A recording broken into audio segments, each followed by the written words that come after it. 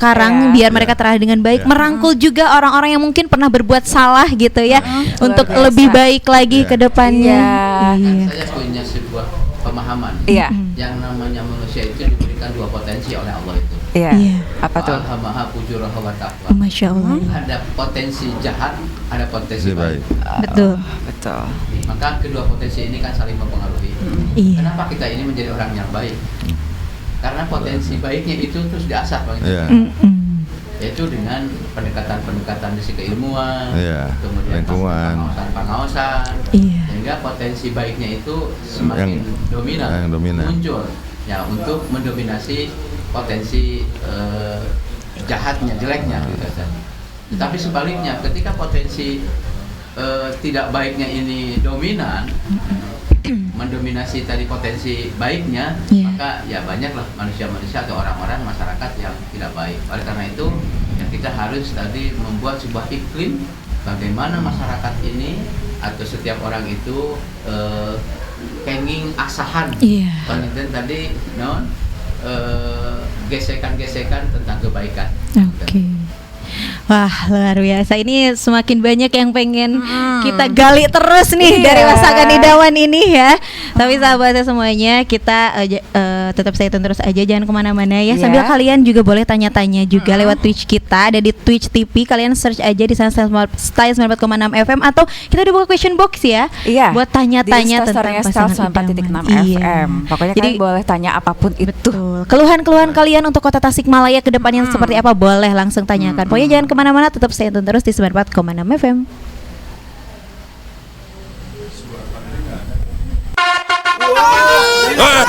Mundur. Nih, Neng Wika punya yang paling sukses. Ini mie sukses isi 2. 2-3 aku suka makan mie sukses bareng Neng Wika. Porsinya besar, bumbunya pas untuk mie isi 2. Nih cobain mie sukses rasa ayam kremes. Wah iya, kremesnya bikin lagi. Yang rasanya meriah ada. Kari ayamnya rame rempahnya, meriah.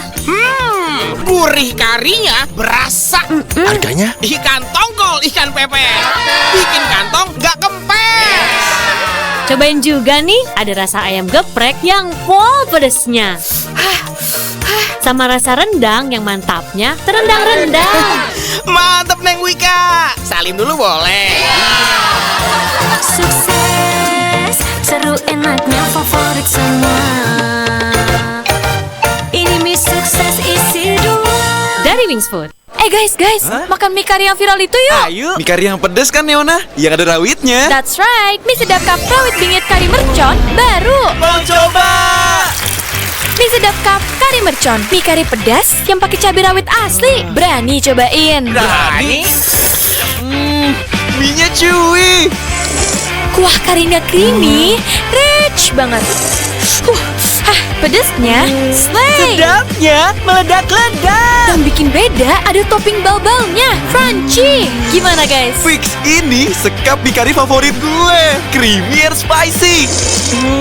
Iya, gurih kuah pedasnya bikin lagi. Iyalah, mie sedap cup kari mercon. Sedapnya rawit bingit. Ya abis, gue gak bisa HTS gini. HTS? Hidup tanpa sedap cup maksud lo. Mie sedap cup kari mercon, juara gurihnya kari dan pedasnya rawit dari Wings Food. Cobain yuk.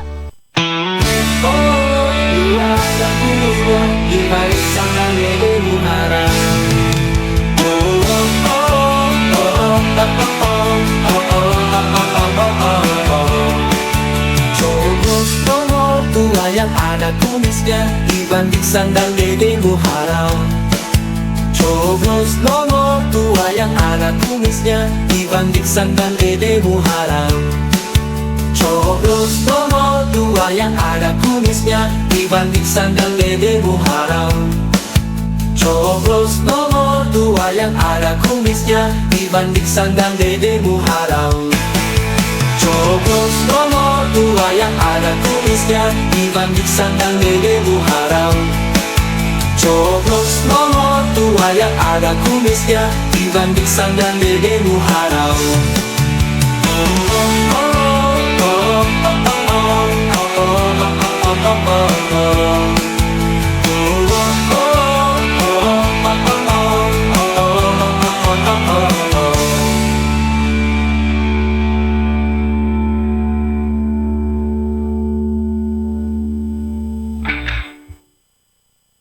Coblos nomor 2 yang ada kumisnya dibanding sandang dedemu haram. Coblos nomor 2 yang ada kumisnya dibanding sandang dedemu haram. Coblos nomor 2 yang ada kumisnya dibanding sandang dedemu haram. Coblos nomor 2 yang ada kumisnya dibanding sandang dedemu haram. Iya, dengan musik terbaik sahabat Komando FM Radio Station for Your Life. Sahabat Sal, kita terus terngiang-ngiang dengan lagunya Coblos nomor 2 yang ada kumisnya Ipan Disan dan Dedemu Haram. Betul? Keren sih. Ya, Ini lagu langsung hafal ya. lagu kedua yang nyangkut setelah apa-apanya Rose dan Bruno Mars. Betul ya, yang sering berseliweran di TikTok ya. Sekarang ada di sini. Tapi aku juga sering dengar sih soalnya dari pasangan idaman itu sering banget FYP di TikTok ya, dengan segala aktivitasnya, dengan mengunjungi kecamatan-kecamatan gitu ya, dengan program-programnya juga. Aku sering banget lihat di TikTok. Seru aja gitu. Wow, ini bakal calon wali kota kita nih gitu kan. Apalagi untuk saya seorang Gen Z itu harus tahu gitu. Bagaimana sih wali kota nanti Tasikmalaya itu gitu kan. Apalagi untuk kita generasi muda gitu kan, yang harus selalu dirangkul, betul Pak? Yang harus selalu diajak juga gitu. Jadi pasangan idaman tuh tahu banget ya kalau Gen Z itu apa-apa nyari infonya emang di TikTok. Betul. Apa-apa tuh berdasarkan FYP TikTok Yes, gitu. betul. Apalagi kemarin nih aku lihat di FYP TikTok yang itu ya Pak, ada namanya perkumpulan Gen Z itu loh Pak, dari anak-anak muda yang terus ngeini yang sampah-sampah itu. Betul ya? Ada ya? Itu aku lihat banget, keren banget loh. Saya jarang banget itu sampah itu menjadikan kayak diangkat gitu kan. Sekarang kan Tasik lumayannya sampahnya itu luar biasa. Tapi dari Gen Z-nya, dari pasangan idaman ini mereka bergerak gitu ya untuk menggerakkan Gen Z untuk bisa ayo bersama-sama gitu, kayak mendaur ulang maksudnya menjadikan sampah yang banyak itu ya di DPA Ciangir. Betul guys? TPA. Iya itu gimana gitu kan. Nah itu gimana sih Pak? Iya. Cara Bapak gitu ya mengajak Gen Z itu. Nah, jadi ya alhamdulillah kemarin sahabat saya, nggak tahu anak ya gitu. Iya. Jadi alhamdulillah ini banyak teman-teman tim gitu ya, karena ini banyak juga tim Gen Z yang ternyata mensupport kami gitu. Dan kemarin mereka juga jalan-jalan ke TPA Ciangir, melihat bagaimana itu kan tempat pembuangan akhir sampah. Betul. Jadi semua sampah dari Kota Tasikmalaya ini dibuang ke sana. Nah, kalau semua dibuang ke sana, tentu seluas apapun juga tempat pembuangan sampah itu pada akhirnya akan penuh. Betul. Kan, gitu ya. Nah, sehingga harus dicari alternatif, inovasi-inovasi harus dimunculkan. Bagaimana kita mengurangi beban tempat pembuangan akhir tersebut. Jadi jangan sampai semua dibuang ke tempat pembuangan air Ciangir. Nah, ini ini yang harus kita lakukan. Pertama, bagaimana dari mulai rumah tangga, mulai sumber sampahnya itu sendiri kan begitu ya. Jadi dari warga masyarakatnya juga bagaimana kita mengurangi sampah, mengurangi menyampah gitu ya. Karena ini cukup banyak begitu ya. Jadi kalau yang masih bisa didaur ulang, kenapa enggak kita daur ulang gitu kan di rumah sendiri. Kemudian juga bagaimana misalnya dari sisi sampah organik aja. Kadang-kadang kita ini nggak sadar misalnya bahwa ternyata sisa makanan kita itu cukup banyak dibuang ke tempat sampah. Betul. Kenapa enggak kita mulai memperbaiki cara makan kita makan secukupnya. Jadi kalau kemarin ternyata kita mengambil 1 sendok metung gitu ya. Ternyata nggak habis gitu kan.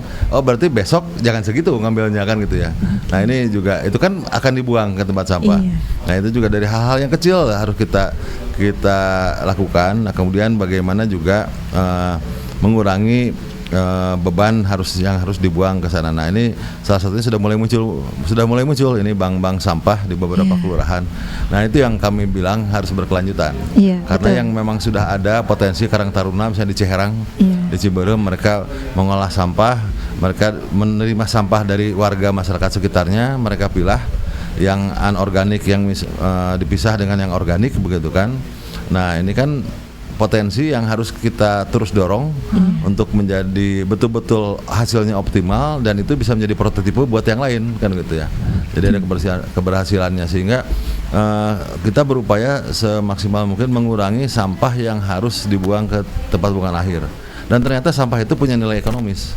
Iya, betul, baik sampah yang organik maupun yang anorganik gitu kan. Biasanya kan kalau yang anorganik itu teman-teman pemulung segala macam suka ini, tapi kan yang organiknya berserakan. Nah ini juga kita akan evaluasi, termasuk juga pemahaman kami terkait dengan berkelanjutan kan itu. Ini kalau teman-teman semua sahabat style pernah mendengar dan mungkin ada yang melihat langsung program pemerintah Kota Tasikmalaya terkait dengan pengembangan maggot, pengembangan bagaimana mengurai sampah organik. Nah ini juga kan harus kita evaluasi, kalau memang dia efektif kenapa tidak itu kita lanjutkan gitu kan. Di Purbaratu kemarin ada Paranje, bagaimana mengembangkan peternakan ayam dengan luas kandang yang tidak terlalu luas dengan kombinasi pakan itu ayam sentul dengan kombinasi pakan salah satunya dari maggot. Nah ini juga kan mengurangi sampah organik. Nah ini kalau kita nilai efektif, kenapa tidak itu kita teruskan gitu ya kan. Ini sudah ada investasi yang dilakukan oleh pemerintah dan beberapa CSR dari pihak perbankan dan lain-lain yang terlibat di sana. Kalau itu memang baik, kenapa tidak kita lanjutkan gitu kan. Betul. Kita lanjutkan sebagai bagian dari solusi. Jadi banyak strategi yang harus kita lakukan dari mulai sumber sampahnya sampai dengan di TPA Ciangernya itu sendiri.